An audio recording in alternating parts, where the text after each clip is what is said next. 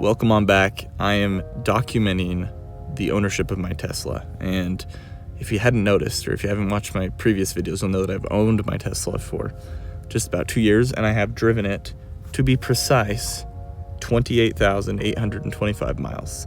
And today we're going to be doing a very quick spending and kilowatt usage update. If you're not familiar with Teslas or the Tesla app, you can go in and see how much money you've saved on gas, which is pretty fun. So we're going to go into the charge stats.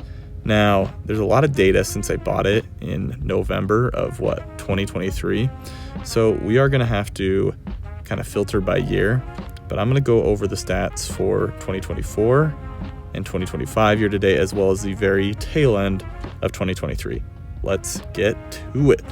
So, starting off for the one last trailing year from July 2024 until June 2025, which is when I'm creating this video, I have used a total of 4,171 kilowatt hours, and it's costed me, drumroll, $519. That's 88% charging at home, 9% charging at the supercharger, and then 3% plugging in at an Airbnb or a friend's house and charging for free. According to Tesla, it's estimating that I've saved in the last year $1,094 on gas. Pretty amazing. If you go into the details in the app, it will tell you, what it assumes the gas, prices are in your area and all that. It's guessing. It's not a perfect, number, and there's other expenses to factor in with a Tesla versus different cars. But when you're just comparing gas to electric, I've saved about just over $1,000. If you want to go further into the stats, this has been pretty interesting to me. People have commented, and comment below and let me know where you live if you know how much your electricity costs, because I found this to be very interesting. But I happened to find myself in one of the most efficient places to charge my car. I live in Utah, and it only cost me 11 cents per kilowatt hour to charge my car. I've talked to people in California who are charged over 40 cents a kilowatt hour, so they're paying 4 times as much. Now, that being said, gas is also more expensive in California too, so there are still some savings there, but charging at home is a big deal, and then living in a place where electricity is cheap is a massive deal. My supercharging cost is 36 cents per kilowatt hour on average, and I actually have some supercharging credits, so that's going to lower my expense even further, but I'm not counting that in this analysis. I'm just assuming you don't have any supercharger credits. By the way, I do have a referral link. If you buy a Tesla, you can get some free full self-driving trial, and then also my favorite accessories are linked below. But all in all, from the past trailing year, I've saved about $1,000. Now, if you want to go back and just look at 2024 calendar year as a whole, from January to December, that might be a little more accurate because you're getting all the weather changes that I experience. I charged for 4,839 kilowatt hours, and I spent $609. This is giving me, wait for it, a gas savings of $1,326. That's the estimate. That's 78% from home, 14% from the supercharger, and 8% other. And again, 11 cents per kilowatt hour from home. Very cheap electricity that I have. It's awesome.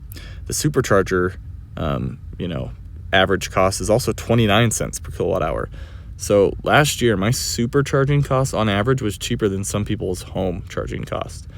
It's just yet another reason why buying anything, a Tesla specifically, isn't the right move for any person anywhere. Everything depends, right? There's not a right or wrong for any one person. It depends on your preference, location, cost, all those things. And then last but not least, I'm just going to go through 2023, where I spent $73, 615 kilowatt hours, and saved $161. So all in all, I've saved roughly just under $2,000 since I bought the car. Now, other things to factor in. I've saved money, or at least I will be saving money on brake pads. I haven't had to change my brakes more often. That's been very pleasant. As you know, regenerative braking, I'm not going to have to do that. I obviously haven't had to pay for anything besides windshield wiper fluid. Now, I thought that tires were going to be more expensive, but so far, because I just have 18-inch tires, so the smallest, cheapest ones. One, they're not that crazy expensive, but two, I haven't really dealt with accelerated wear on my tires. I know a lot of people claim to because the Tesla's heavier, because it's quicker. I drive like a grandpa. I drive with my rear-wheel drive Model 3 LFP battery in chill mode the whole time. So not only do I have the slowest Tesla, but I'm also driving it on the slow mode, and it's plenty fast for me.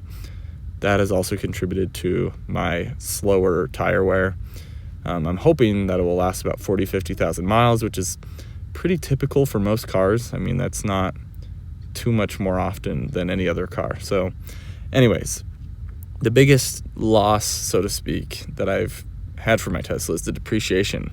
I bought it, and it's gone down tremendously in value. Now, number one, because I bought it new, and it's now a used car. That just happens. And then Tesla prices have also been kind of soft. And so, yeah, if I were to sell it, I would be losing money. But as long as I, hold on to this thing, which I absolutely plan on doing, it's a joy to drive. I love it. No plans to upgrade anytime soon. As long as I keep it for 150, 200,000 miles, I fully believe that this will have been a good purchase.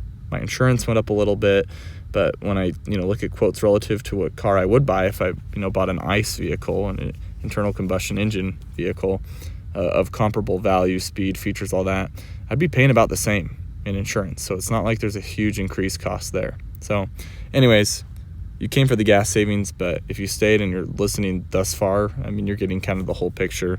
I will view this car as a successful purchase if it will last me until 200,000 miles. And my warranty lasts until 100. So right now, I'm almost 2 years in and only about 30,000 miles. So I've got, another 2, 4, 6, 8, 10. 10 more years if I hold on to this car. It will absolutely have been a great purchase. Thanks for watching.